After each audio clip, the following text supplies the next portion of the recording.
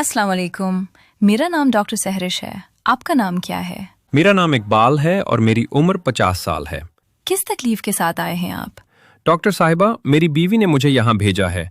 वो कहती है कि रात में मैं बहुत ज्यादा खराटे लेता हूँ, जिससे उसकी नींद खराब हो जाती है।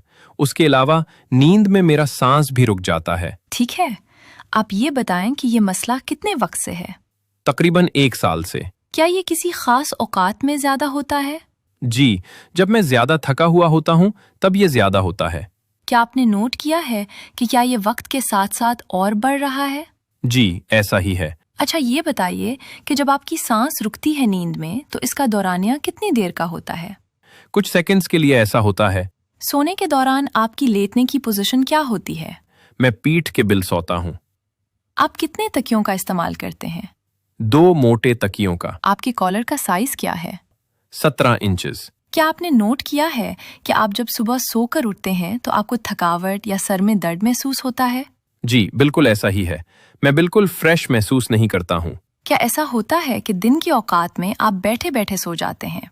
जी, मुझे काम के दौरान बहुत नींद आती है। या मैं अखबार पढ़ रहा हूँ या टीवी देख रहा हूँ तो मेरी आंख लग जाती है। अच्छा, कभी ऐसा हुआ है कि गाड़ी ट्रैफिक में रुकी हो और आपकी आंख लग जाए? या आप किसी के साथ सफर कर रहे हों तो आप सोते रहें? ट्रैफिक में तो आंख नहीं लगती, लेकिन हाँ, अगर कोई और ड्राइव कर रहा हो तो मैं जरूर सो जाता हूँ। अच्छा, आप रात की नींद कितने घंटे की लेते हैं? मैं गहरी नींद नहीं सो पाता। टुकड़ों टुकड़ों में नींद पूरी होती है, इसलिए अंदाजा नहीं। अच्छा, क्या आपने ये नोट किया है कि क्या आपकी याददाश्त में भी कमी आ रही है और आप भूलने लगे हैं? जी, ऐसा ही है।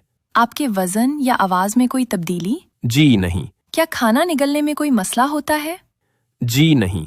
शुगर, बीपी, थायराइड या दिल का कोई मसला? जी नहीं। माजरत के साथ कुछ जाती सवाल करूंगी।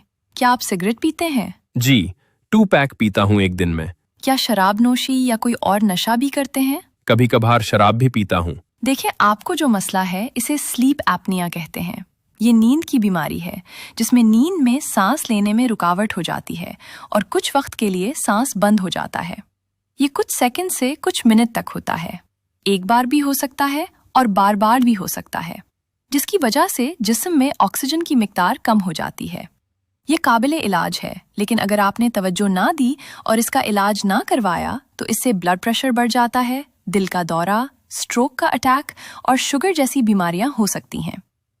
आपने कुछ टेस्ट करवाने होंगे, क्या आप करवा लेंगे? जी, मैं करवा लूंगा। आपने सीबीसी, थायराइड और एक पॉलीसोनोग्राफी करवानी है, जिसके लिए मैं आपको न्यूरोलॉजिस्ट के पास रेफर करूंगी। ये टेस्ट आपका नींद में होगा। इसमें आपके सर, चेहरे, जिस्म और उंगलियों पर कुछ इलेक्ट्रोड्स और सेंसर्स लगाएंगे। ये सेंसर्स नींद के दौरान आपके दिमाग, दिल की रफ्तार और सांस की निगरानी करेंगे और सुबह ये इलेडिंग हटा दिए जाएंगे। इसके लिए आपको हमारी लैब में सोना होगा और आम तरीके से ही सोना होगा, जैसे आप सोते हैं। इस टेस्ट से आपकी बीमारी की तशखीस होगी। इसके अलावा आपने कुछ एहतियात भी करनी है।